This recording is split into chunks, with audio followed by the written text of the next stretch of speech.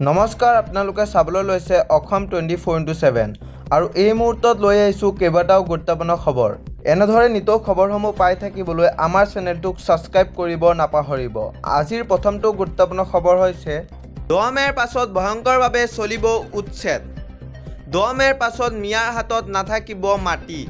সন্দেহজনক লোকৰ পৰা 10 মে'ৰ পাছত মুক্ত কৰা হ'ব ভূমি। 10 মে'ৰ পাছত ভয়ংকৰভাৱে চলিব উচ্ছেদ অভিযান। বাংলাদেশী খেদাৰ সন্দৰ্ভত কঠোৰ স্থিতি প্ৰদৰ্শন বিজেপিৰ। মিয়াৰ হাতত থকা সকলো মাটি বেদখলমুক্ত কৰিব চৰকাৰে। নতুন চৰকাৰ গঠন কৰিয়েই তীব্ৰ ৰূপত চলোৱা হ'ব বুলডোজাৰ। দুলিয়াজানত উপস্থিত হৈ দিলীপ শইকীয়াৰ মন্তব্য। 10 মে'ৰ পাছত মিয়াৰ হাতত নাথাকিব মাটি। সন্দেহজনক লোকৰ পৰা 10 মে'ৰ পাছত মুক্ত কৰা হ'ব ভূমি। 10 মে'ৰ পাছত ভয়ংকৰভাৱে চলোৱা হ'ব উচ্ছেদ অভিযান। ইয়াৰ পাছৰ গুৰুত্বপূৰ্ণ খবৰটো হৈছে বন্ধুসকল, জুবিন গাৰ্গৰ শুনানিক লৈ চাঞ্চল্যকৰ তথ্য ওলাই পৰিছে। ৰেহাই পাব পাৰে অমৃত প্ৰভাই। চাৰ্জশ্বিটত উল্লেখ নাই অমৃত প্ৰভাই সুৰাপান যোগান ধৰাৰ তথ্য, যিয়ে নেকি অভিযুক্তক দোষী সাব্যস্ত কৰিব নোৱাৰে। কাইলৈ পুনৰ চাৰ্জ হেয়াৰিং হ'ব অমৃত প্ৰভাৰ।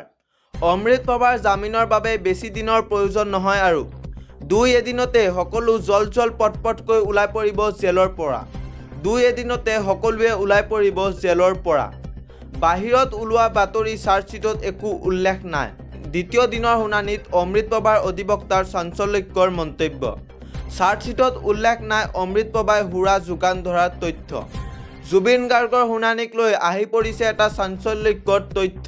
ইয়াৰ পৰৱৰ্তী গুৰুত্বপূৰ্ণ খবৰটো হৈছে বন্ধুসকল, যাকেই মন মই তাকেই আনিম কংগ্ৰেছৰ পৰা বিজেপিলৈ। এই বুলি মন্তব্য কৰিলে হিমন্ত বিশ্ব শৰ্মাই। কংগ্ৰেছে কিয় নিজৰ দলৰ নেতাক ৰাখিব পৰা নাই? জন্মগতভাৱে কোনো কংগ্ৰেছী হৈ নাহে। সকলো মোৰ ভাই, যাকেই মন তাকেই আনিম মই বিজেপিলৈ। হিমন্তৰ হাতত কি যাদু আছে কংগ্ৰেছে যে ৰাখিব পৰা নাই? কংগ্ৰেছক তীব্ৰ কটাক্ষ কৰি মুখ্যমন্ত্ৰীৰ মহাবিস্ফোৰণ। বিজেপিলৈ যাকেই নানো কিয় সেইটো মোৰ কথা, মোৰ যাকেই মন যায় তাকেই আনিব পাৰিম বিজেপিলৈ। কংগ্ৰেছে কিয় নিজৰ দলৰ নেতাক ৰাখিব পৰা নাই তেন্তে? জন্মগতভাৱে কোনো কংগ্ৰেছী হৈ নাহে। সকলো মোৰ ভাই, যাকেই মন মই তাকেই আনিম, এই বুলি মন্তব্য কৰিলে মুখ্যমন্ত্ৰীগৰাকীয়ে। ইয়াৰ পাছত লৈ আহিছোঁ এটা অতিকৈ গুৰুত্বপূৰ্ণ খবৰ। 7 এপ্ৰিলৰ পৰা 9 এপ্ৰিললৈ আৰু 4 মে'ত ড্ৰাই ডে ঘোষণা। বন্ধ থাকিব দেশী বিদেশী সকলো সুৰা বিপণী। 7 এপ্ৰিল আবেলি 5 বজাৰ পৰা 9 এপ্ৰিল 5 বজালৈ থাকিব ড্ৰাই ডে ঘোষণা। তদুপৰি 4 মে'ৰ দিনাও ভোট গণনা শেষ নোহোৱা পৰ্যন্ত বাহাল থাকিব এই নিৰ্দেশনা। হোটেল, ৰাজহুৱা ভোজনালয়, ক্লাব, সুৰাৰ দোকান, পাইকাৰী গুদাম আৰু বটলিং ইউনিটসমূহক সম্পূৰ্ণৰূপে বন্ধ ৰাখিব লাগিব। আইন উলংঘা কৰিলে লোৱা হ'ব কঠোৰ ব্যৱস্থা।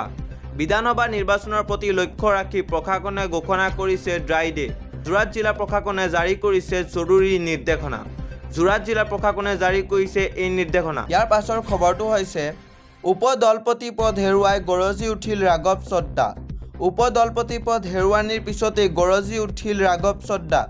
মোৰ কণ্ঠ ৰোধ কৰাৰ চেষ্টা কৰা হৈছে, কিন্তু মোৰ কণ্ঠ ৰোধ কৰিব নোৱাৰে। মই জনতাৰ বাবে মাত মাতি যাম। মোৰ নিৰাপত্তাক পৰাজয় বুলি ভাবি নল'ব। উপ-দলপতি পদ যোৱাৰ পিছতে আম আদমি পাৰ্টীলৈ বিশেষ বাৰ্তা নেতাগৰাকীৰ। সদনত আম আদমি পাৰ্টীৰ হৈ কথা কোৱাটো মোৰ অপৰাধ নেকি? যি বিষয়ত কোনেও মাত উত্থাপন নকৰে মই সেইবোৰ জনতাৰ সমস্যা সদনত দাঙি ধৰোঁ। মই কিবা ভুল কৰিলোঁ নেকি? উপ-দলপতি পদৰ পৰা অপসাৰণৰ পিছতে ৰাষ্ট্ৰীয় ৰাজনীতিত তীব্ৰ চাঞ্চল্য।